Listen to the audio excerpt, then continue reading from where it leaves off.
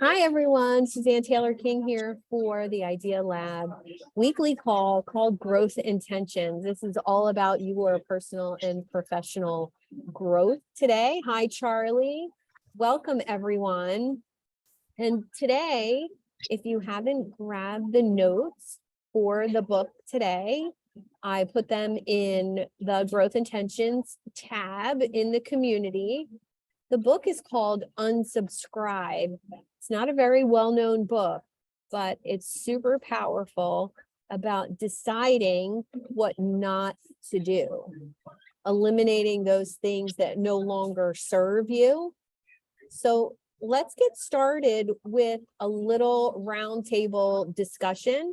I'm going to put you guys in a couple breakout rooms, just 2 or 3 breakout rooms, and I want you to share something from 2022 that really didn't serve you, where somewhere where you were spending your time, some things you were subscribed to, or something that wasn't serving you mentally, emotionally, physically. Could be carbs that you're getting rid of, could be alcohol you're getting rid of, could be a networking group that wasn't serving you. And share a little bit about why it's important to start saying no to those things. And I bet you that you're going to start to see some common themes throughout this wonderful group of people, that your not to-do list is very similar to other people's not to-do list. All right, I'm going to set you in some breakout rooms, and we're only going to stay for 5 or 10 minutes. And here we go.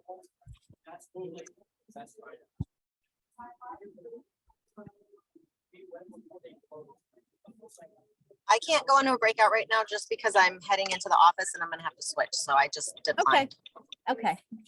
Your hair looks pretty.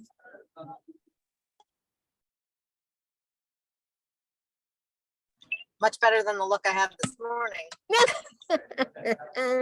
Well, we see each other at our best and our worst, don't we? We do. We do. Is it just us in here? Yeah. Yeah, so I don't know, we're still recording and that's fine, but I think it's definitely this accelerator is going to be a huge, there's a couple things I had on my radar that I want to plug into, and I'm finding that like those are not going to happen. And I'm like, okay, I feel like right now my intention is that there is nothing that I'm meant to be doing that I'm going to miss out on.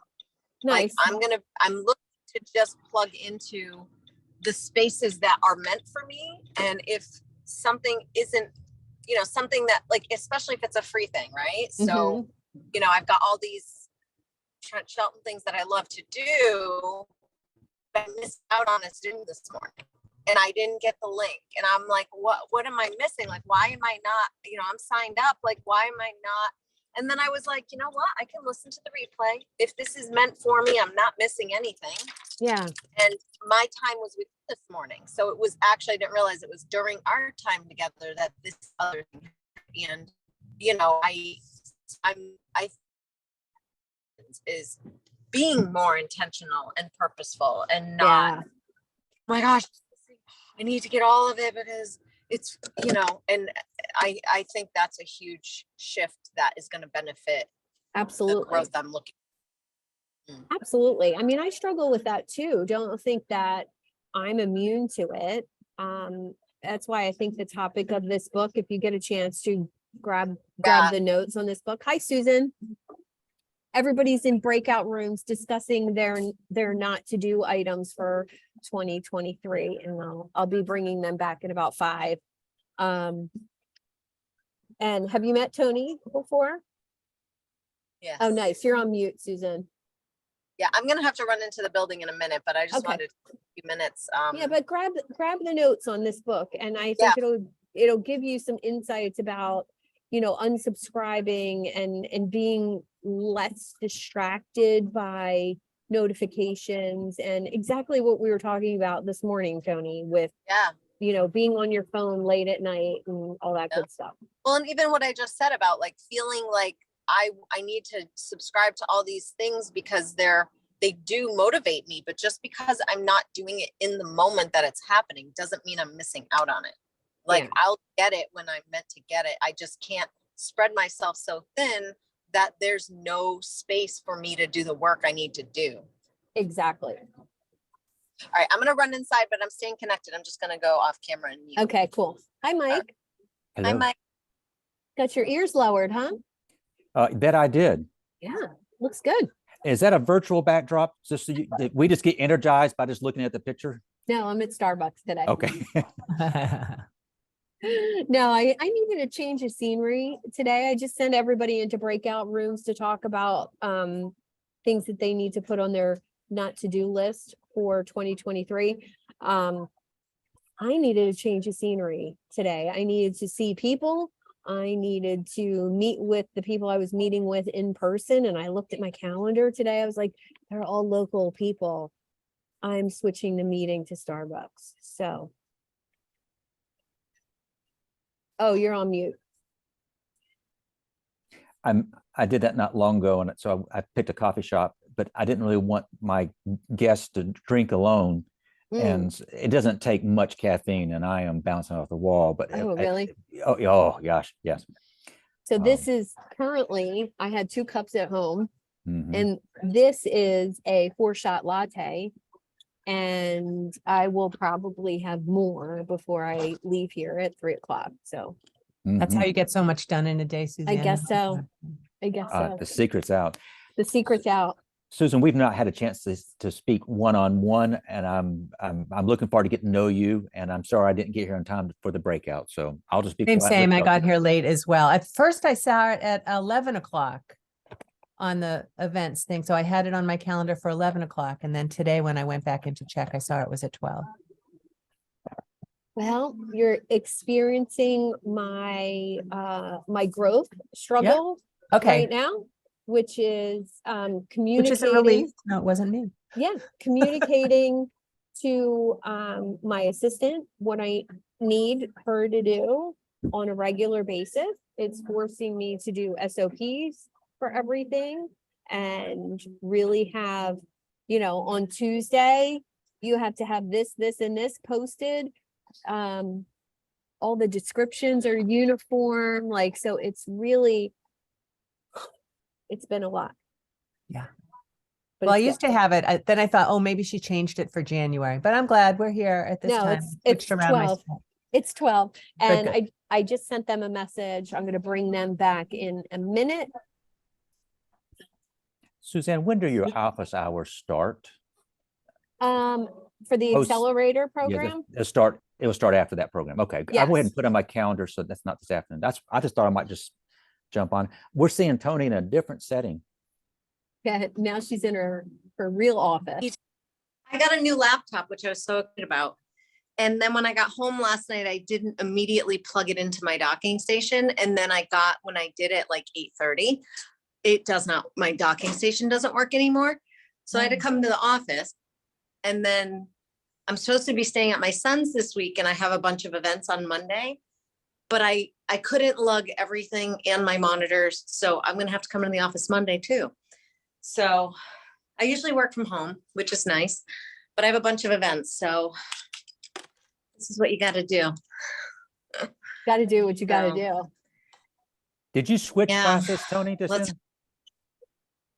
Yeah, I just had my sunglasses on, and now I'm in the office. So I Are have they my heart-shaped blue as well? blocker. Yeah, Okay, both of them. Okay, thank you. That's Yeah. your look, huh? That's her all of look. them are. Okay, Yeah, it's my signature thing. Yeah. I see. All right. I'm the only one not Yeah, wearing I'm gonna glasses try. here. I'm gonna try to switch the computer in a minute. Just give me a. Okay. They'll all be coming back in a second.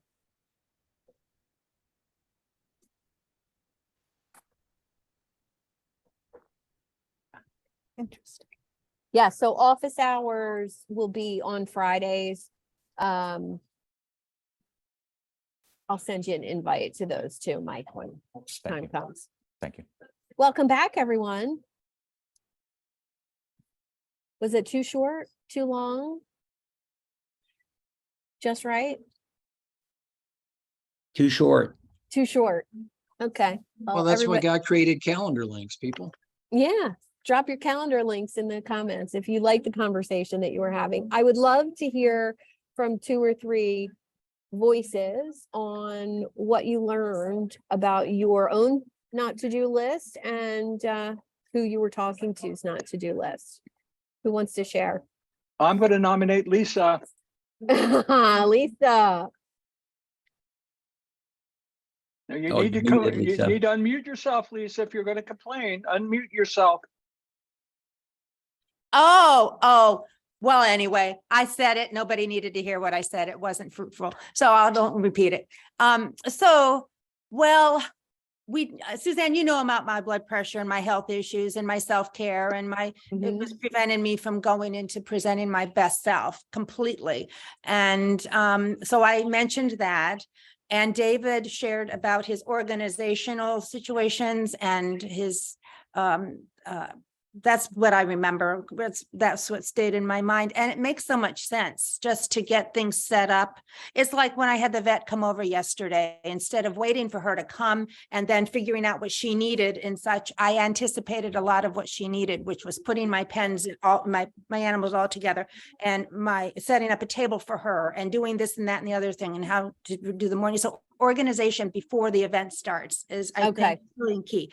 And then, Charlie, I can't remember. Charlie, you need to speak for yourself. I'm sorry. No, this is about you, Lisa. It's not about me. It is not about me. Well, Oh, shut up. That's not nice. Charlie, Somebody else speak. Charlie, I'll speak for Charlie because I thought he made a great point when he talked about the famous rabbit hole. And what Lisa was talking about with me was all these Zoom calls and these breakout rooms and you meet all these wonderful people. And then I have the Zoom and I don't even know what we were talking about. And I haven't been doing a good job of organizing who it was, where it was, why I met her, why we're meeting again. And it's kind of embarrassing sometimes. So I got to do a better job on that. And so, because all these connections are fantastic, but if you don't have an organized way to follow through on it, it's kind of pointless. Speaking of rabbit holes, and Charlie made a great point about, he mentioned the electing the House Speaker, and you can sit in front of TV and go down that rabbit hole. They're on the 10th vote. And he said his whole point, which I loved, is like, get away from this stuff, get back to your stuff. This stuff is not important. Get on your stuff first. And then if you have extra time, maybe you can check out the TV. But I thought that was a great point. I like that. It's about focusing on your purpose. Only focus on the things related to your calling or your purpose. That makes sense. That makes sense. So we could say that your not to-do list for 2023 is to be more purposeful with your calendar. Decide the things that are serving your business and not serving. One of the first ideas from the book that I wanted to share was real versus random. And the idea is making a habit of identifying your real rewards or the true ROI of doing something in order to avoid falling into the trap of rabbit holes, random, how many of us, and I know it's probably happened to every single one of you, have ended up on a Zoom call or a virtual coffee or a connection call, and you're like, WTF am I doing here? What am I doing here? Why am I talking to this person? Where is this going to go? It's going to go nowhere. I'm not even going to follow up afterwards. Yes? Everybody agree that that's happened, right? So how do we make that more purposeful?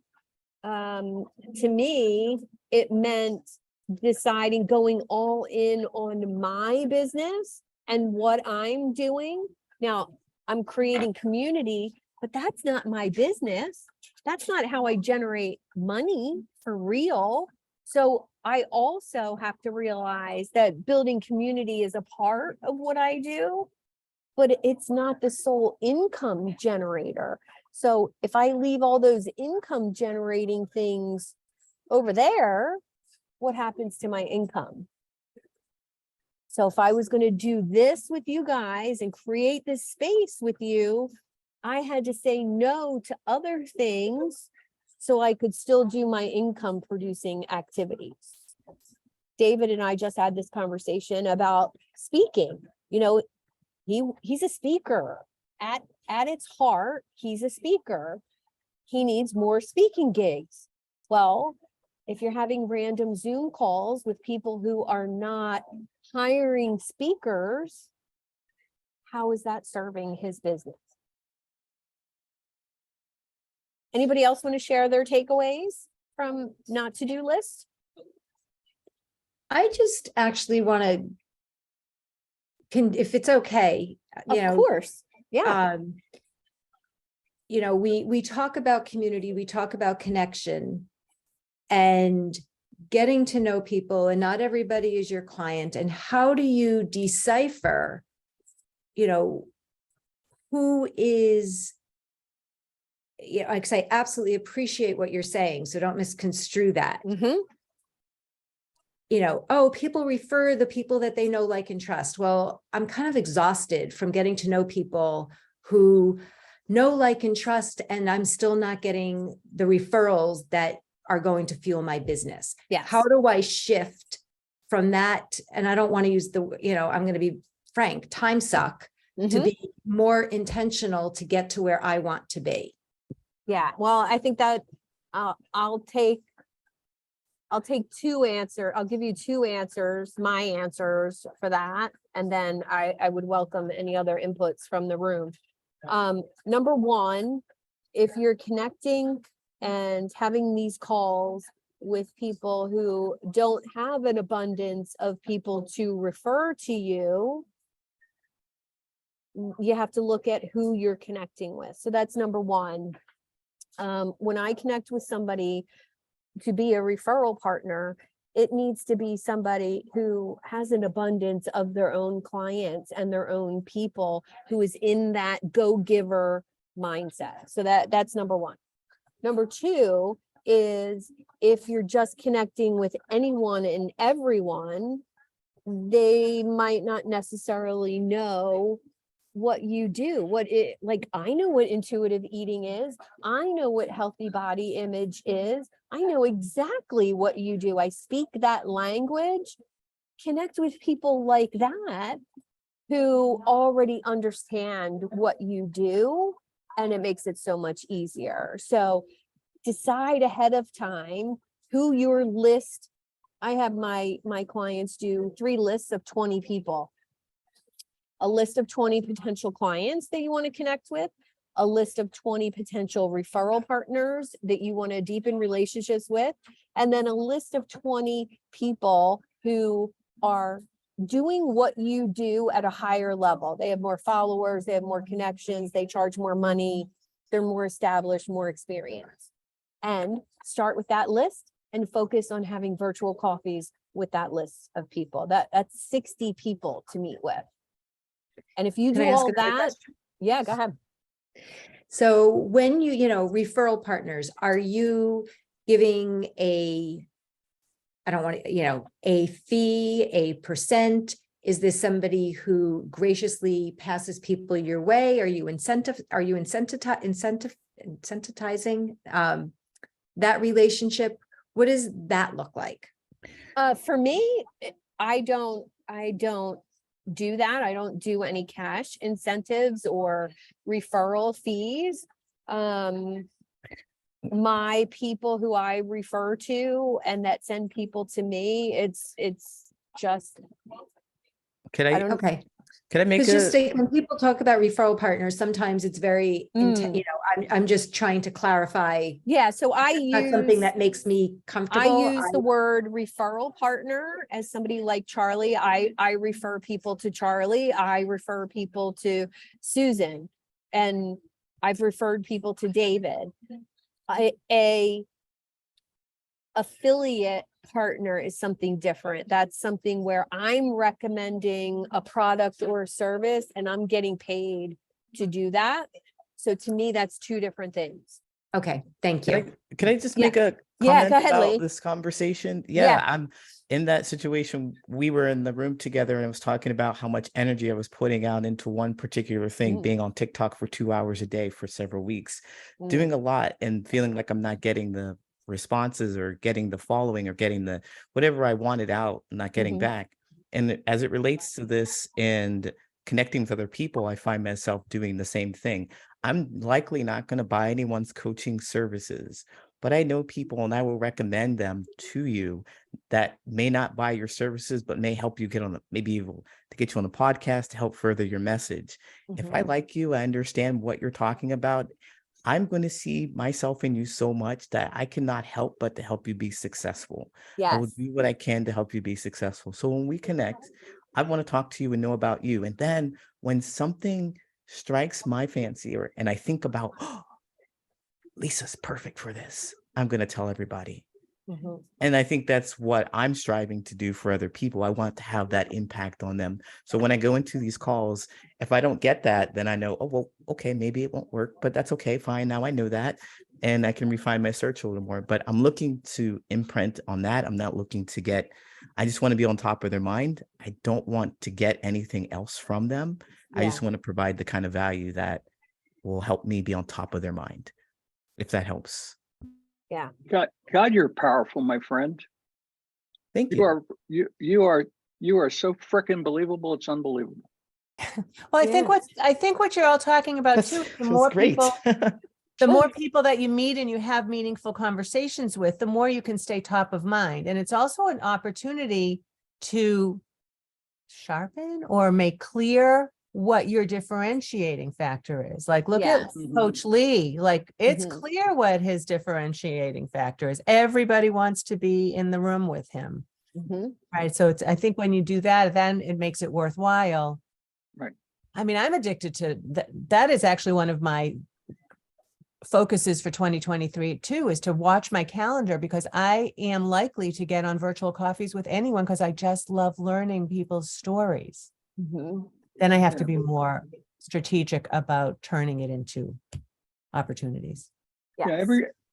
Suzanne attracts people that like to help other people. That can be a time suck.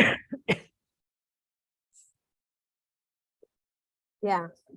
Well, I think instead of looking at it, decide how many of those appointments you're going to have a week, right? Like, I appreciate you guys being here today. You're taking time out of your calendar to be here, have these conversations, grow a little bit in your thinking and your, plus it's a chance to meet other people who think the same way, right? Networking groups are great, but when we can truly, like we just heard from Lee today, how many of you want to schedule a time to talk to Lee now? Right? And I can't wait. So I have this kind of repetitive thing I say to people after we connect. I'll say, so we're friends now, right? Like, you're stuck with me. Like, Lee's stuck with me now. Like, I'm a fan. I'm a fan of not only his coaching offer, his vulnerability, and it's just authentic and you can tell. So if you're not connecting with people like that in a group setting, maybe it's time to be in a different group. Mhm. And another thing is, if you're not getting results, it may be a good idea to self-analyze and think, what am I doing wrong? Because that's where you have the power to change things. Mhm. Yeah. Not what is everybody else doing wrong? Yeah. Just Yeah. an idea. Yeah, No, I agree with you. I would say too, like when I first started doing this networking, I was looking for someone to provide a referral. Like, what is my ideal customer? And I would ask them to find that 25 to 40-year-old, find them and bring them to me. And that's not what they can do. And when people started asking me to do that, I'm like, I don't know how to do that. What is that? And so just kind of refining it to making something that is not pressure based. Like, I don't need you to do something for me, makes that a little easier. To Jeff's point, Mhm. it took all the pressure and let the flow of the conversation just shift towards knowing the person. And I think to his point, another key piece is like knowing what you're looking for out of them. So that's it. Mhm. I'm going to stop talking. That's wonderful. Thank you.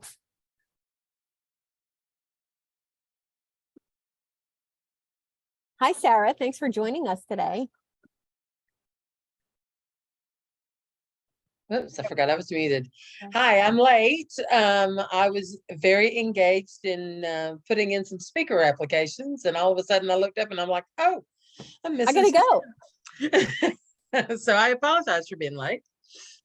Well, we were talking a little bit about our not to-do list for 2023.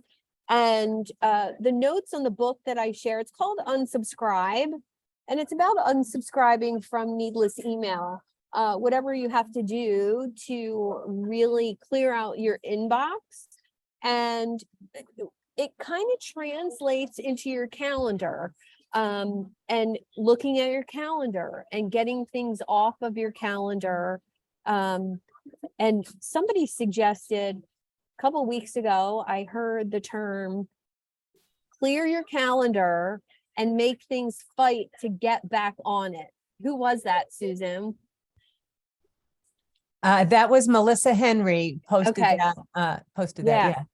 Yeah, so she and I talked on my coffee chat live today. If you have a chance to catch it, it was great.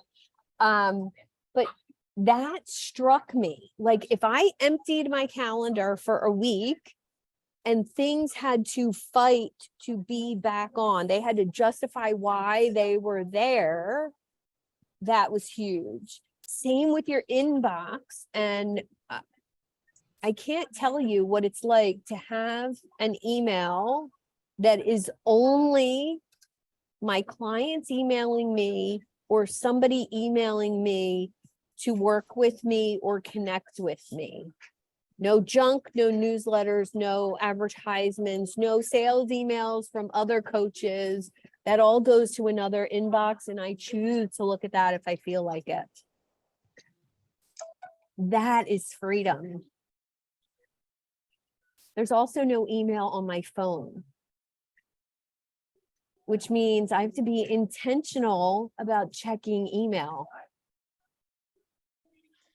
Yeah, that's for me, that was a huge one, was scheduling time in my day devoted to email.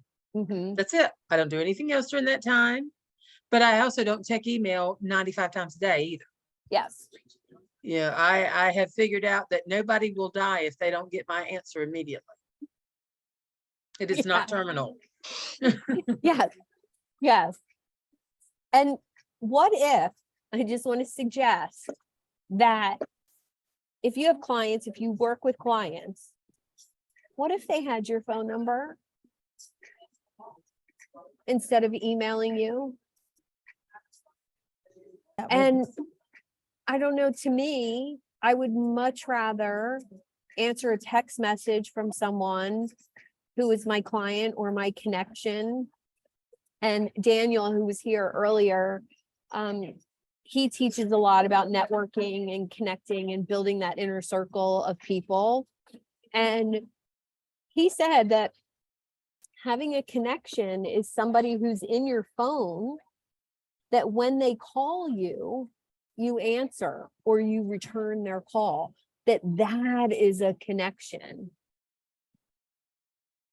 Yeah. How do we feel about that versus email and, followers and likes?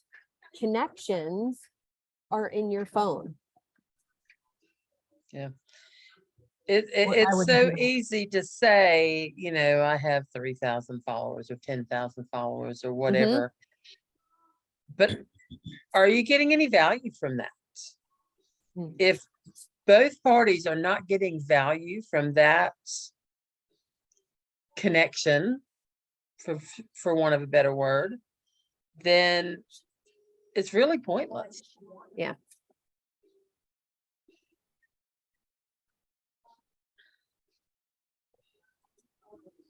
I don't use my phone that much. I'm going to lose it. If somebody leaves me a voice message, I'm going to lose it. If somebody texts me, I'm going to lose it. I need to use my email. Slack is my favorite place for my clients and my groups. Because all the messages stay there. They stay there, and I get the notifications, and then the notification goes away, but I'm like, oh, I got to go back and get that when I'm in that time. Okay. Anybody else have a way of communicating with their clients that they want to share that's not email? Well, there's Voxer and Telegram. Mm-hmm. But I find that just hearing that noise sets my nerve on edge. So it works for a lot of people, but for me, it just doesn't work. Okay. Go ahead, Charlie. About a year and a half ago, I randomly called an old client. The first thing he said is, "What's the problem?" And I said, "No, I just wanted to hear your voice. I haven't heard it in a while." And people say, "Wow, you're right," because we're not talking to each other. We're texting each other, we're emailing each other, we're losing that kind of personal contact. There's an energy that happens when we hear one another's voice in this call. We come alive. It gives a dimension, and it gives us something more than we can get from an email or a text. So I'd like to pick up the phone and call people. Sometimes they don't have your phone. Sometimes they don't pick up because they don't recognize the phone number. Mm-hmm. So just a thought. I do that. The other thing I do is if you and I are close, I'll call you on your birthday at an odd hour and sing happy birthday to you. And if you'll get upset with that, but when I'm gone, you'll still be able to hear from me. Okay. I like that. I like the idea of video messaging people as well. I got into the habit of sending, short little videos to people on social media versus just a message. Yeah.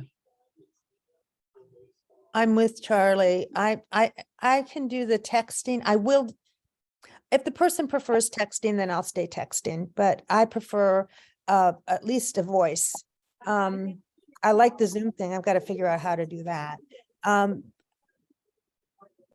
Texting works for me if it's just pinpointing 1 or 2 word answers, and then that's the end of it.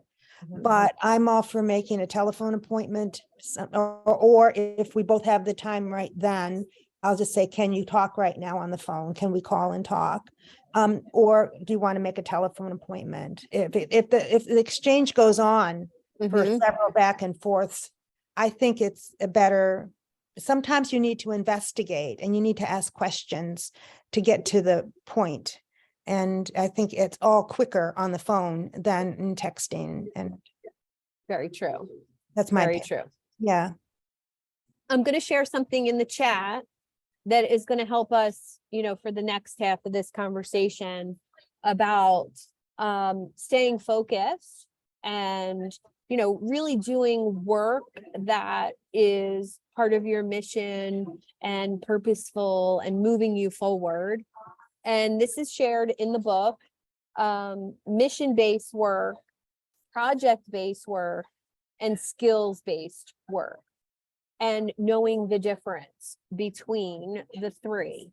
And what I really like about this is mission-based work is your big picture. That's community for me. Your project-based work supports the mission. Your skills-based work is pretty straightforward. That's the work you do that, improves you or improves a skill. Maybe that's your meditation time, your exercise time, your journaling time, improves you as a person. So, it gets you farther along. And if you don't have a balance between the mission-based work, the project-based work, and then your work on you, what happens with your calendar?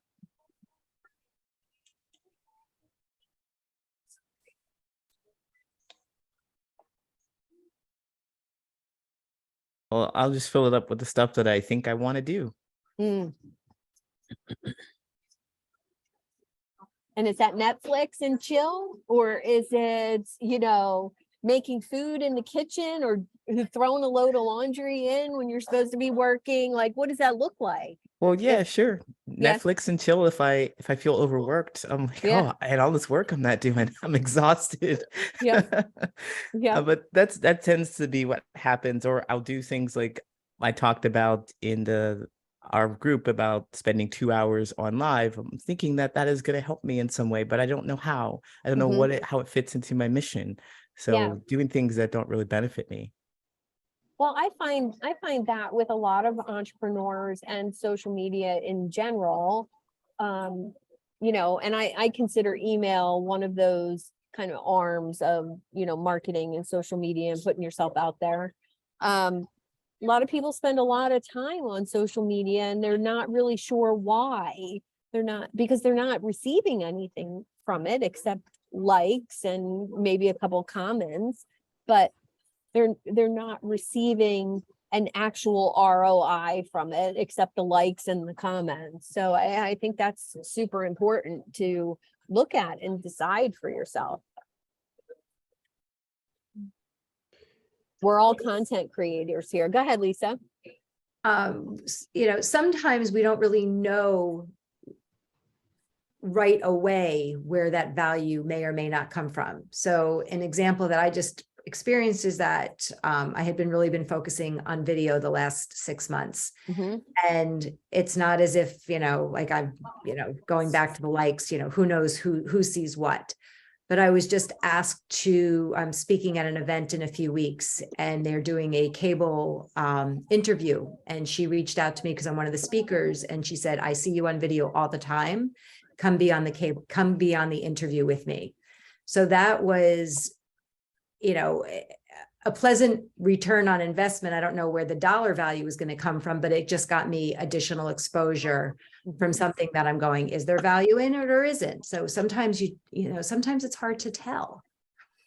Well, and I think as you get more experience in, doing things on whether it's podcasts or other people's networking groups or, things on social media, and you really look at, okay, if I'm going to go be on that podcast, how many people download that podcast? Is it 10 an episode? Is it 1,000 an episode? Do they have millions of downloads or do they have 5? And then you can measure, well, okay, if I go and be on that and 5 people hear me and I share it to my tribe, it's still worth my time. Or you can decide, okay, I'm only going to be on podcasts that have, this amount of people, and that's worth my time. This is all personal. What is it worth to you? If I'm going to spend an hour on an interview and share it with all of my people, which I've worked hard, over the years to accumulate people that know, like, and trust me, I'm sharing myself with this other person. I want them to be somebody worthy of meeting all my people too. So it's absolutely getting more discerning as you yes. get more experience. 100%. What I would do Yes. today is not what I did, 2 years ago is not what I would do today. Right. Absolutely not. Right. Well, I decided, I don't think, maybe a couple people know here. I decided on you, Suzanne, because of a podcast that I was listening to with you and David. And I found that I looked for you on the internet through, you were part of a team with Machen. And that's how I'm with you now. So that's fascinating. And let's break that down a little bit, because this is really interesting for everybody in the room. So Lisa she heard me with another group of business coaches. There was 4 business coaches leading a group call, and she resonated with my style, my personality. She searched for me, heard me talk on David, who's here, on David's podcast, and that made her reach out to me. And to add to that, the reason I got with Machen's seeing him and tuning into him was from a friend of mine out in Montana who has an alpaca farm, very successful business. And she thought that he would be someone I would like to investigate. So that was the very beginning. Wow. You know, So- and let me add something else. You know, even if there isn't a direct return on investment, doing podcasts and things like that can build authority. I just recently, I've been doing cold outreach on LinkedIn, and I had someone, you know, I'm just been sending out simple messages, just, hey, let's connect. And then if they connect, say, thanks for connecting. Someone went to my profile, looked at my profile, saw that I written a book last year. I've been on 10 podcasts talking about my subject matter last year, all this other stuff, and said, hey, we need to talk. Turns out that he is the CEO of a worldwide technology company, one suburb over, and they need someone who is a great writer. And just brought me on to a test project, which did a couple of press releases for him. And now open up a slew of other things that they need done, including case studies. So, you know, he never listened to any of those podcasts, but in looking at my profile, he saw the featured section where I had been on 10 podcasts talking about case studies. And I'm sure that colored his decision to reach out and say, hey, we need to talk about you working for us. Well, that's really cool too, that you took those appearances on all those podcasts and shared them on your LinkedIn profile for people to see that you're a subject matter expert when it comes to case studies. Right. Really, really great use. Even if one of those podcasts had 0 downloads, it's still working for you and has an ROI, right? Because it's reflecting your expertise. And Mike O'Neill, who's here, he has a podcast. And I featured my episode on his podcast on my LinkedIn profile for that very reason, because his interview style is awesome. It really made me look great for a listener. Like it was just super authentic.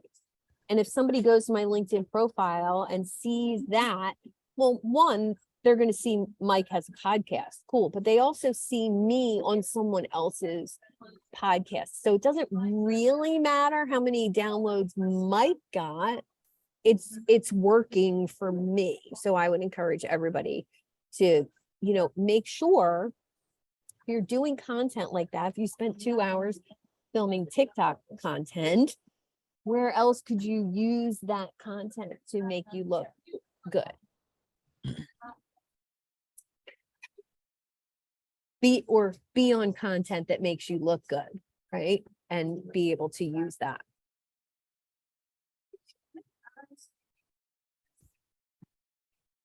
Okay. Let's address one more final topic before we go today.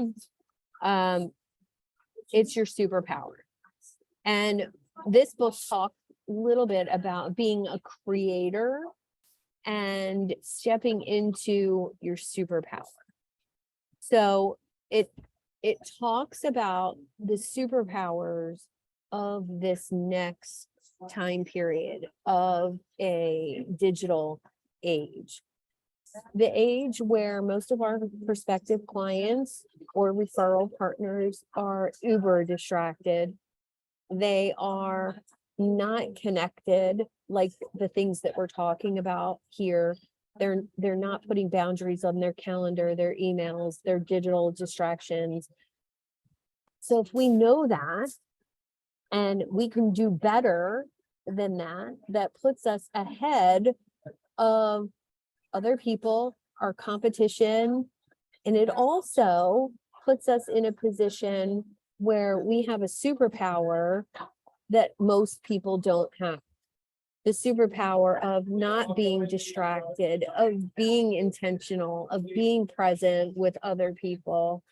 And that really is a skill for this next century. I truly believe that solitude, alone time, quiet time, not having notifications on your phone of being intentional, being purposeful is really the next leadership skill.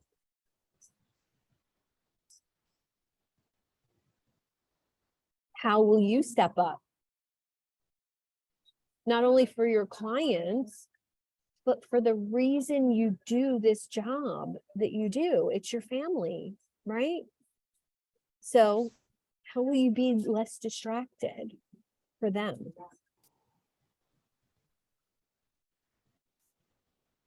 I'm not quite sure about my family, but I know how it benefits me Mm.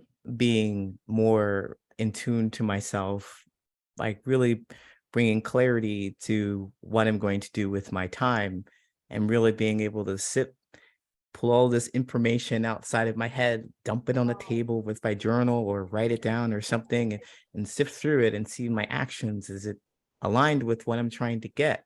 And I can only do that if I have the time and the focus and intention to look at those things. And if I've got noises buzzing here and people calling me there or email notifications, I won't be able to do the thing that clears my mind. I'll continue to add that stuff to me. So I wholeheartedly believe in what you're saying about creating this intentionality, creating the space for you to discover more about yourself and what you really want. And you have to be able to be away from the things so that you can go out into the world and then do the things that you really want to do. Yeah. Yeah. And if you haven't given yourself that time to really, well, not only know yourself at a deeper level, but also know what you're creating, what you want, what that looks like, 3 months from now, 6 months from now, 6 years from now. I think that's really what we're talking about here, is giving yourself that space. Mm.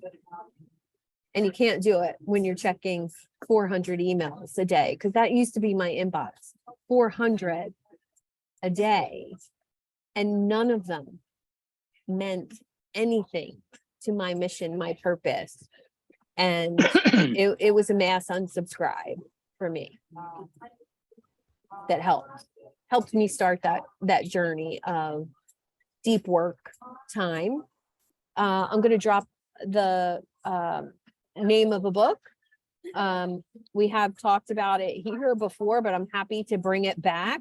It's called Deep Work by Cal Newport. All the things we're talking about here, as far as, digital distraction time and giving yourself time alone to, think about all of these things, and the space to go deep on some learning even. Great book. Highly recommend it. Any final thoughts for us today? Anyone?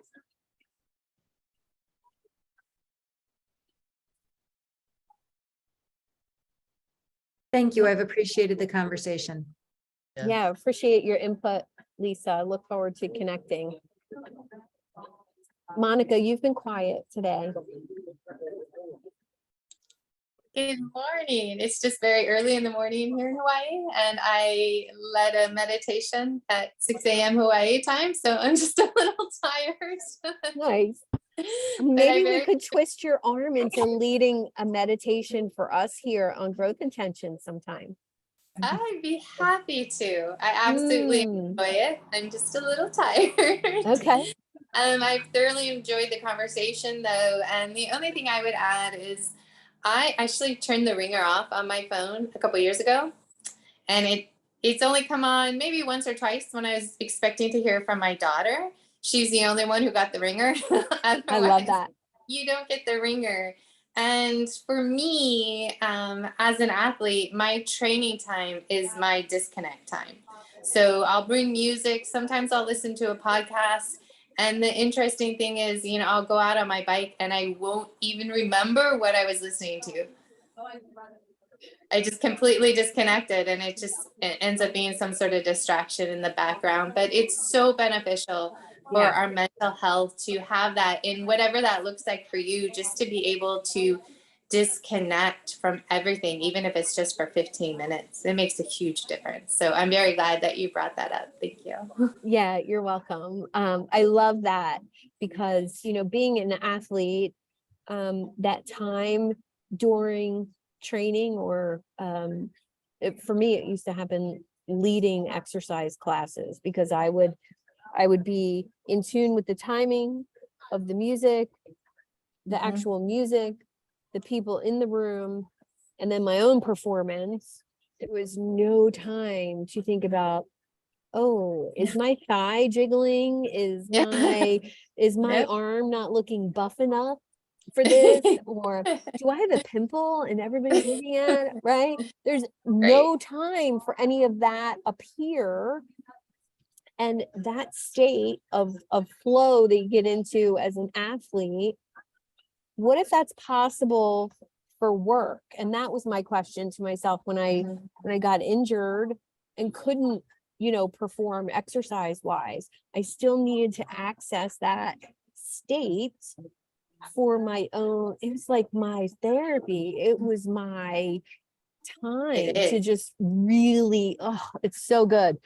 I love that. Thanks for sharing that, Monica. So good. Thank you.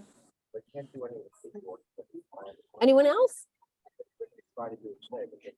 I can certainly appreciate the, you know, disconnect. Like my partner and I sail, we just spent 2 weeks in the Grenadines and it's just the two of us on a sailboat. And the phone is irrelevant. The TV is irrelevant. You don't miss it. You don't think about it. There's no, you know, the only mirror on the boat is about this big. So you don't get caught up in the noise of this. Yeah. And it takes a while to ease back in. It's like, and I'm trying to be very intentional about coming back from that space and noticing, you know, and it's, you know, like the topic is very relevant because it's like, I'm really on the disconnect mode right now on what is serving and not serving. So I appreciate all of this. Yeah. Yeah. Thanks for sharing. Yeah, that is exactly why, you know, people laugh at me because I cruise all the time. And people laugh at me for it. I'm like, you don't understand. No one can reach me there. Oh, it's heaven. That is my time. If I want to talk to somebody, I will go outside my room. If I don't, I go in my room and I do my thing. And I am not, there's nothing required of me. Nothing. And I love it. Yeah. I love that. I remember making a commitment 5-6 years ago to go away on vacation for 10 days without my phone. And after it came out of my mouth, I don't say things that I don't do. And I had an immediate panic attack. Like, what did I just say? Oh my God, I just committed to that. And 3 days into that trip, my son was about 7 at the time. He sat next to me at the pool on the cruise ship. And he was like, Mom, you're not working this vacation? And I looked at him, I said, what do you mean? I never work on vacation. He said, you always work on vacation. You're always on your phone and you're posting pictures and you're doing. And I was like, oh, my poor baby. My poor baby. And it was like a slap to the face that was like, oh crap, he thinks I'm working every time we go away or we're on vacation because my phone is still in my hands. So it was big time freedom for me in that awareness. Many people have tried to say to me, oh, well, don't you want to get the internet package? No. And I did have my brother, the first time I went, he was like, what if something terrible happens when you're gone? How am I going to reach you? Find out when I get home. That's what I said. I said, you know what? I can't do anything about it floating around in the middle of the ocean. So tell me when I get home. Yeah. I love that. All right. Maybe we need to plan a Idea Lab retreat for 2024. That's no phones and no Wi-Fi. I love it. We're coming to you, Monica. Okay, that would be awesome. Well, thanks everyone for this great conversation today. I appreciate you. Have a great weekend and turn your ringer off for the weekend.